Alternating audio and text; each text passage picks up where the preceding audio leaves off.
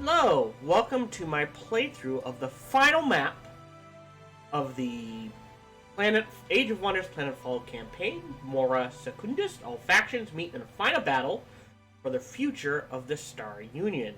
So we can select the commander, and like I posited, I believe, at the end of the last episode, the Vanguard have sided with the Emperor. The Amazons are kind of doing their own thing, but probably going to side with the Emperor. The Kiriko, at the very least, they have sided against the Empress. The Kiriko are in the same position. They've sided against the Empress, but kind of doing their own thing, as are the Devar. The Syndicate are doing, I don't know what story-wise. Again, their own thing. And so are the Assembly. Having done all that, I'm going to do the Vanguard.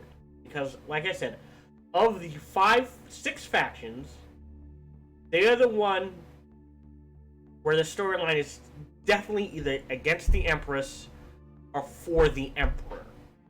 The others, like, you can argue that they're against the Empress, but not necessarily for the Emperor, more like doing their own thing, maybe. So we're definitely going to go with them. I do admit, like I said, if you notice, I've got a lot of stubborn. Data repository is nice. I think after playing, oh my god, how many hours have I put into this game? 101 hours. I would make an argument that the best setup is either a melee focused setup or an assault focused setup, veteran, and then stubborn. Just so you can grab extra colonists, it gives you a spear point. But because of those extra colonists, you can grab another sector that much quicker. And I believe, I don't know, 30 or 40 episodes ago, I got into I assume I recorded it, but I got into a very large discussion. I just want to hop out here, back, and we'll say scenario. Select commander. So if you go into select commander, custom. Oh, no custom. This, and we'll just say customize. So if we go through this, veteran is very powerful. Got it. I mean, all of these are useful, but being able to start at level 3, giving you 10 skill points after landing, and all units gain experience faster, very powerful. All of these supplement. They're all good. Military detachment and colonist cryopods are probably the best, but they're all useful. Excuse me. Your loadout, you either want to go close combat or assault. Alright, sorry for the coughing. They're very good. The vehicles are not, no matter how you do with it, the vehicles are not worth it. It just, I don't find them worth it. If your commander takes a vehicle, even if you only go tier 1 and tier 2, that is, I believe, 10 points you could use for other skills. Like healing skills, or army buff skills, or active skills. Because when you're in a vehicle, once that vehicle explodes, you lose all your mods, you take a massive hit point debuff, and you don't have any weapons. They're just, I don't find them worth it. Maybe I could understand arguments for Kiriko vehicles or Amazon vehicles because of the regen you can give them innately. Any other faction, and I think maybe Syndicate, but I think every other faction, so the Devar, the Vanguard, and the Assembly. So it'd be Syndicate, Devar, and Vanguard. There's no way to give their vehicles without teaming up with an NPC faction. There is no way to give their vehicles innate regen. So I am not a fan of them, from what I can tell. But I like to do side number assault or close combat. Either one of these are fine. I'm okay with that. Again, I don't like sharpshooters. Base equipment is fine too. You're always going to get more equipment quicker. And then we go to vices. Ow, my neck is... Ow. So let's look at these vices. Cruel. You're a tyrant. You gain 200 morale each time you kill a unit in battle. Well, that's cool. But it's only the hero. -4 on happiness. You can fight it, but why deal with that? Kleptomaniac. Alright, you take 10 energy from your empire each turn. Who cares? Eventually you're going to be making way more energy than you need to deal with. But it can hurt very early game. And you stole something during your training, giving you a random mod that works with your loadout. Well, that's nice. But how quickly are you going to go beyond whatever that mod is? You know, it might be good for 10, 15 turns, and then you're on to a new mod. Who cares? Or to lose 10 energy each turn. Again, not bad, but it's like, I guess, maybe. Party animal. Alright, so you lose production. Again, you can usually crank production pretty high. While you're commander of the army, everyone is having a time. Plus 100 morale is not something to sneeze at.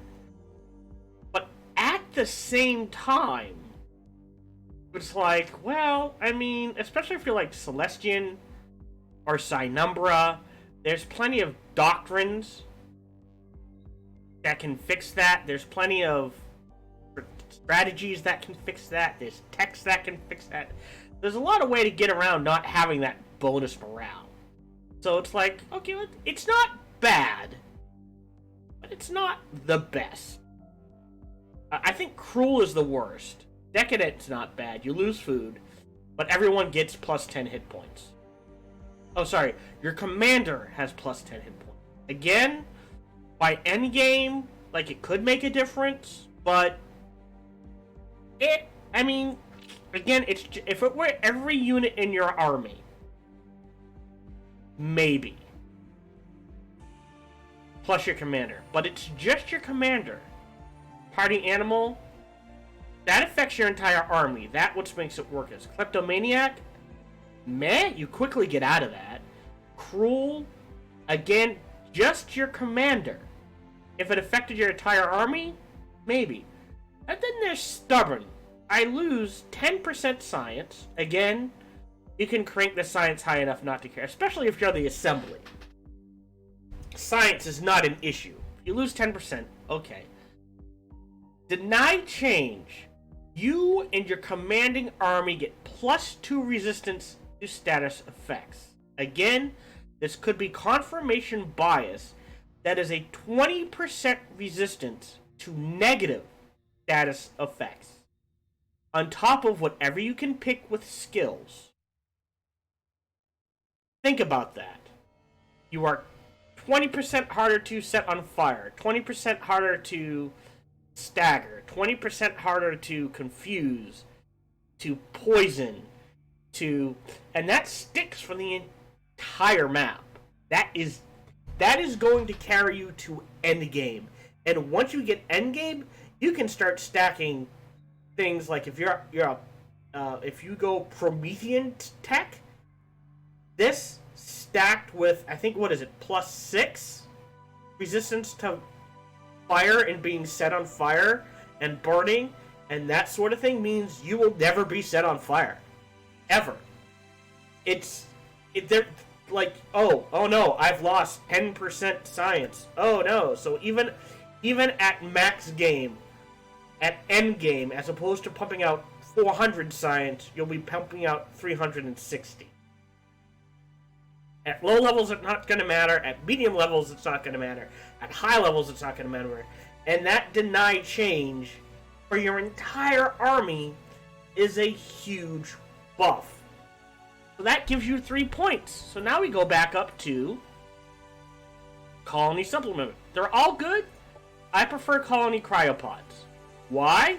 That 2 extra population and that Rec Dome for free means you don't have to worry about happiness for that much longer, and you get a extra sector to absorb into your city that much quicker, jumping you that much farther ahead in economy. So, like, there are a lot of good choices in background. They're reasonably within each other. There are a lot of good choices in Colony Supplement. They're all reasonably balanced with each other. For Commander Loadout, top 3. Top 3. So those are your 3 choices. That's it. Never take Sharpshooter. Never take the vehicles. They're just, like, they're cool RP-wise. Story-wise, whatever.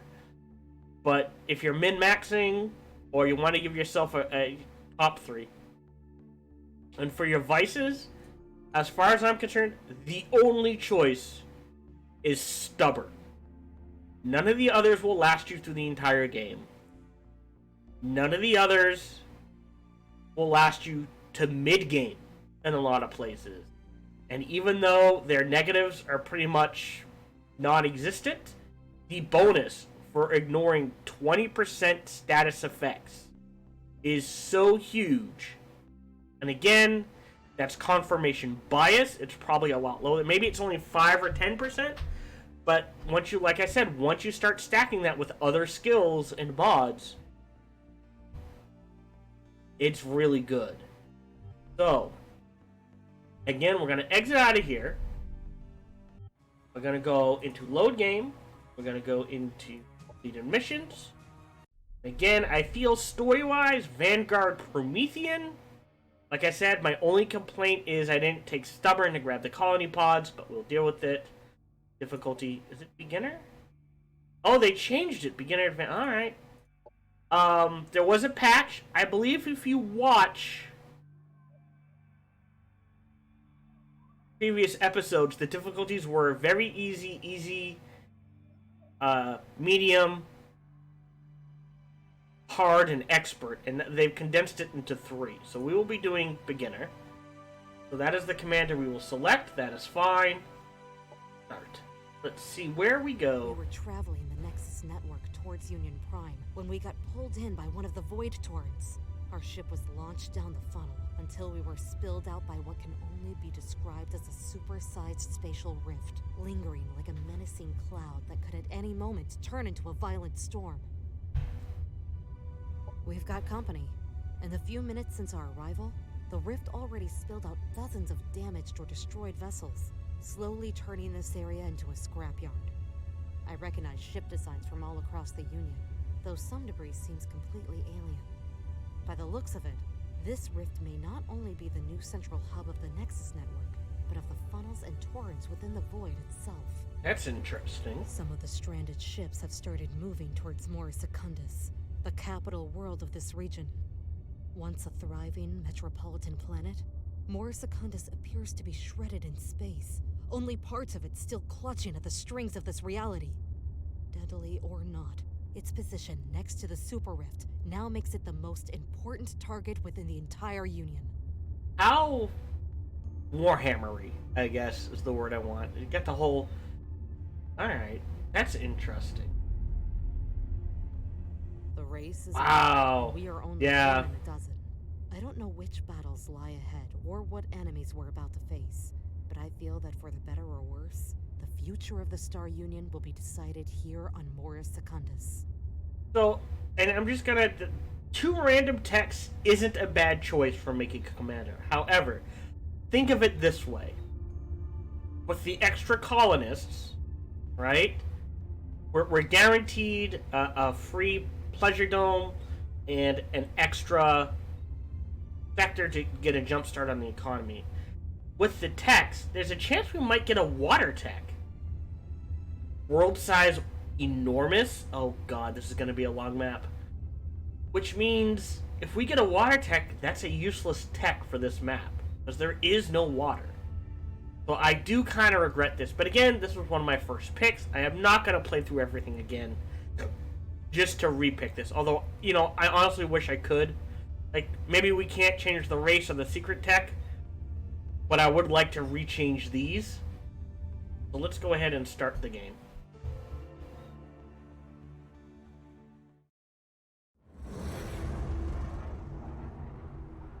It looks like Polar.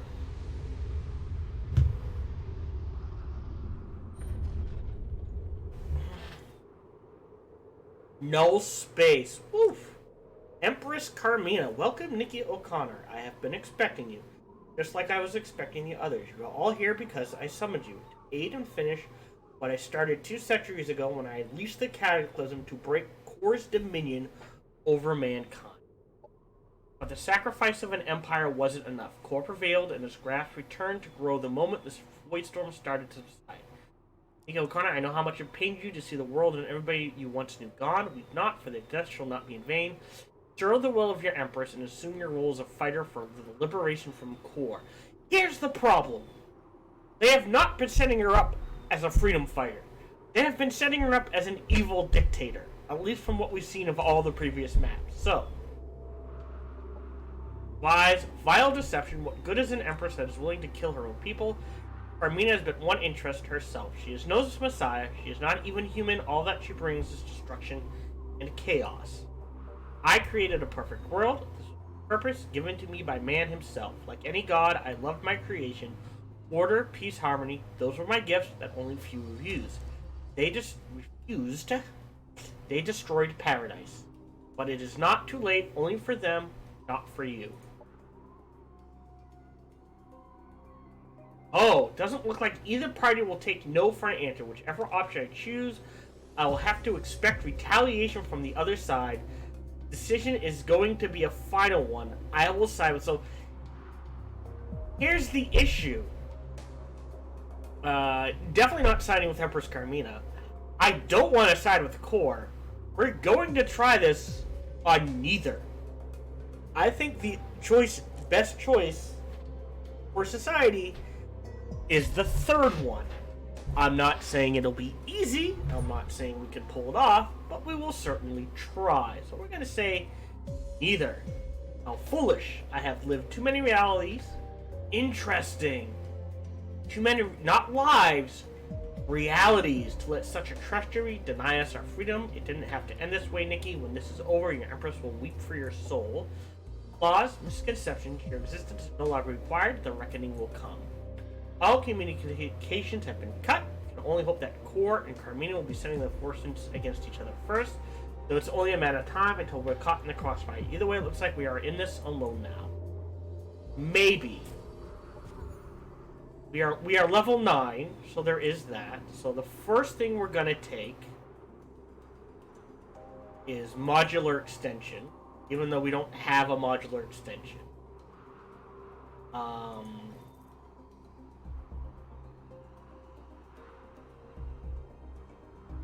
I will go at...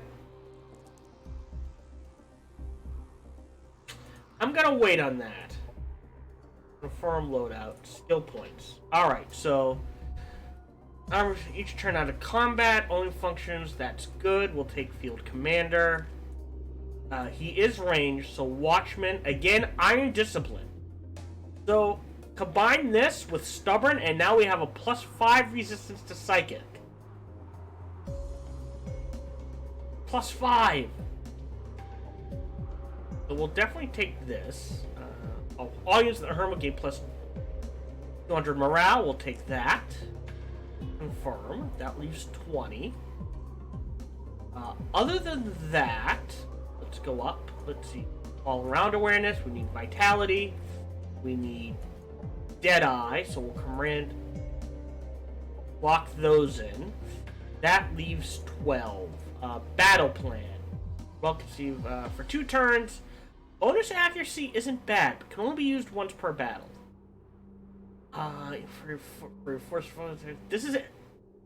This is 40% single, and it's every 2 turns, which isn't bad. Dig in, +2 resistance to all damage when in cover is pretty good. So, like I said, combine Stubborn with Fallout Protocols, and now your resistance +4 to, I think that's poisoning and fire. It might just be fire, which is pretty good. I don't know what we'll be facing.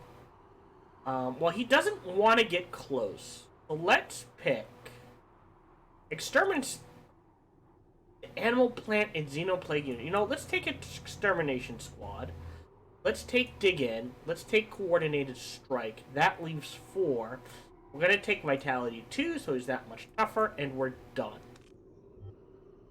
Alright. Alright!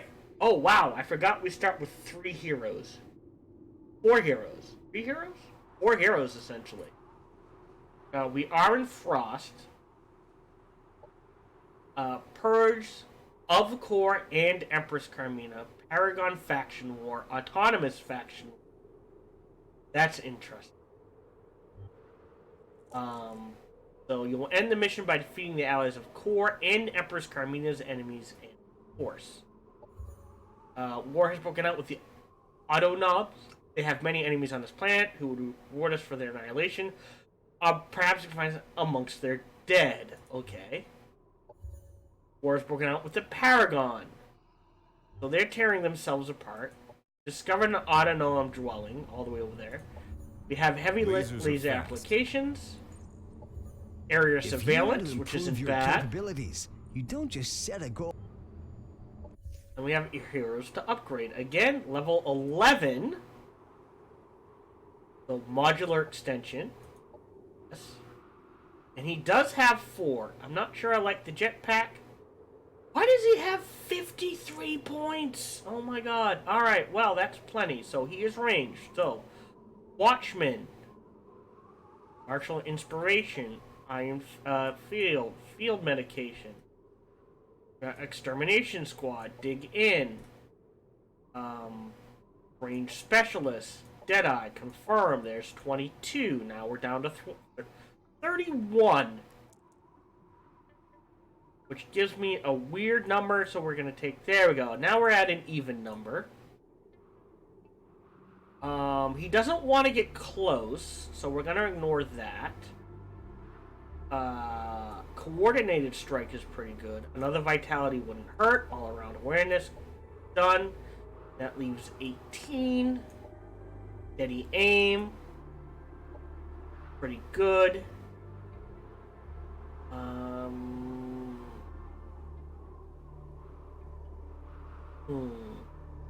Could take Vitality 3. Deadeye 2 isn't bad. Again, so piloting, there's 5 there. I think the next step up, which is advanced piloting, takes 10. But that's 15 points. That's why I don't like vehicles. Too many drawbacks, not enough bonuses. We will have a lot of infantry. Let's do infantry commander to start with. You know what? And we've still got 4. How about ranged and ground commander? What the heck? Done. Close, and we will take you. Alright, so you are going for exploring. Because we don't know who or what is around us. So it looks like we can go down here. You are going exploring in this direction. This is Vulcan. But we don't. I'll show you next turn. So we will take you and throw you in there. You. Then we will move, I guess, in this direction. You're stuck here at 730. That's 340. Let's produce a couple of units for them first.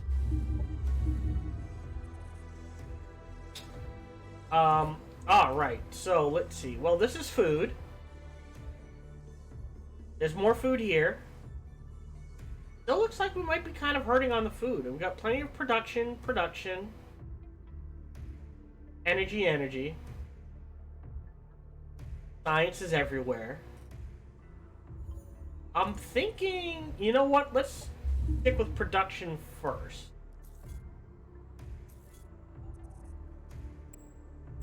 As always.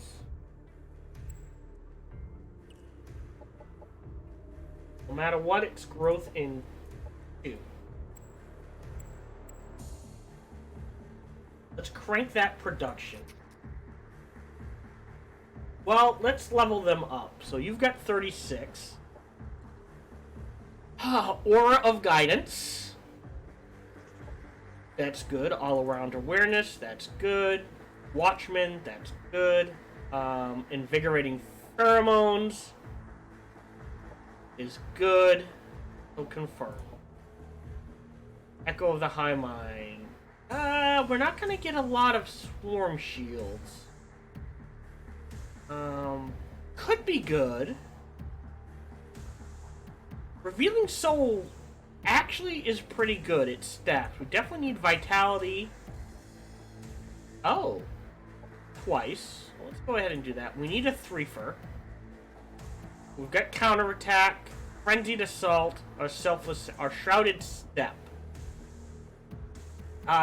Even if it's just for a quick escape, let's do Steady Aim. Revealing Soul and Confirm. That leaves 8.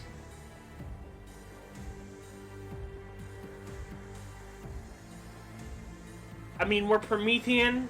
It's not going to trigger much, but it will trigger. 4. And Deadeye. Done. Close. Do you have... Oh, no.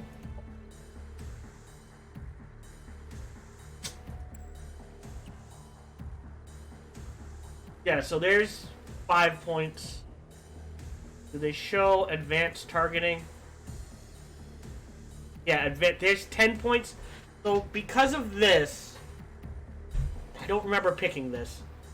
You know, there's 15 points. Well, you know, that's modular extension gone. Now you can't pick that if, you know, martial inspiration, all around awareness, walking. Like I said, if this vehicle blows up, now she's there with no weapons, no mods.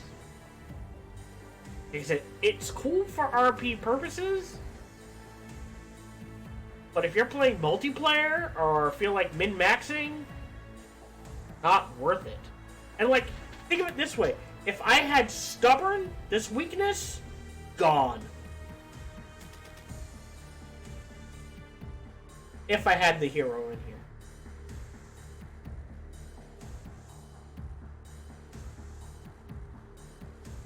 So that is why I do not like vehicles. So we're going to go ahead and immediately save game, and we will save this as last map 1, or last map 1. Save game. Alright. And there's Paragon down here.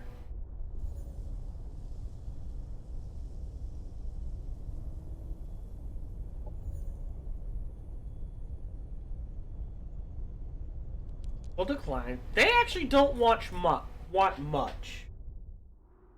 And the hold on. These guys, they don't want much either, so maybe we try to get peace with them, both of them, so we can just kill units of either faction, sort of thing. Go ahead and end the turn. Oh, a ton of unknown commanders. That's the thing. Like, I would argue. Okay, yeah. That the Kirko, the Amazons, and the Devar would be against both Carmina and Core. I would argue the Assembly would be for Core, and the Syndicate... Oh, the Syndicate might be for Core as well, but Carmina does not have a lot of allies. But we will see. Okay. As an Amazon matrix, I've learned that corruption can come in forms. Neither Carmina nor Core are the solutions to our problem. They are the source. The Kirko must defend against their freedom. We will not return to be controlled by anyone, not by queens, not by a human empress, and not by a mindless machine such as Core. Well, there's 2 allies we can try to get. We Devar didn't need to dig deep to find corruption among Carmina and followers. The rules of the Devar are not to be trusted, but neither will our conservatives submit to the demands of Core. There's a 3rd ally we can get. Whoops. Sorry, getting excited. Which was always supposed to be the tool, not the engineer. I like that. Next. It is decided, though differing in our views and motivations, we will stand united against the 2 threats from the Old Star Union. Both Carmina and Core must be driven back to let us heal the scars of our past. So I think actually, honestly, by picking both, right? So it makes me wonder what would happen if I had chosen any other faction chosen. Would the choices I have made allow for the Vanguard to go against both Carmina and Core? I think those are what the choices of each map boil down to. Whether they boil down to when you get to the last map, will the other factions you are not playing as choose Carmina, choose Core, or choose neither? And for the Amazons, Kirko, and the Devar, I definitely chose neither. Every choice I have made is our own destiny. We will find it. You're both wrong. The Assembly definitely sided with the Core. The Syndicate, I'm not sure. They definitely sided against Carmina, I think. But they kind of been doing their own thing. And the Vanguard, we helped the Emperor. But I don't know if the Emperor is Core or just is Core and is Core or is literally against both. I am not sure. We're gonna go ahead and finish. Alright. Knights! Negotiate. Oh. Do we already have an alliance? Cancel? Yes! That is amazing! To me. So we've already starting with 4 allies. I am okay with that. Can we share vision? No. Alright, that is fine. So I already feel much better. Even though it says Carmina and Core are the easy path, I feel much better about choosing neither. I'm gonna go, this is gonna run a little long, I'm gonna set up our tech. So nanite injectors, once per battle, subjugation, once per battle. What do we like to rush towards? Air Core is one we like to rush to. They get the jetpacks, which are meh. I don't think we get... That's weird. Any form of regen, naturally. We get missiles, disintegrators, shockwave infusions. We don't get any form of natural regen. So, I am gonna rush towards... well, let's see. This will give us any targetation unit. That's not bad. Bleeding isn't bad. But let's trigger this, and then this, and we'll rush to Air Core. Actually, the Smart Defense module is pretty good. Unit becomes 20% harder to hit and gains detection, and it's great for strategic maps. So what we're actually going to do is do nanite support and then this Smart Defense, and then we'll backtrack in this order. Close. For Society, again, we got lucky, didn't get this. We are going to need this first. And this, because of frontier policies. Plus 15 food, reduced by 10%. In addition, the production is further reduced by 5 extra 5 for each colony militia barracks or defense building in your colony. So, that's pretty good. And one we kind of want to get to after this. After these, I'm going to say operational effectiveness and then production. And we will wait. So the other thing I want to point out is we don't care about lava. If we get to... Where is it? Nope. Yeah. All your colonies ignore economic penalties from hazards and volcanic. We're not going to care about volcanic very soon. So... we didn't really use a lot of Promethean units, but it is something to consider. So we're going to go ahead and close that. And I'm going to go ahead and... I just wanted to set that up. I'm going to end this episode here. Thank you very much for watching. See you next episode.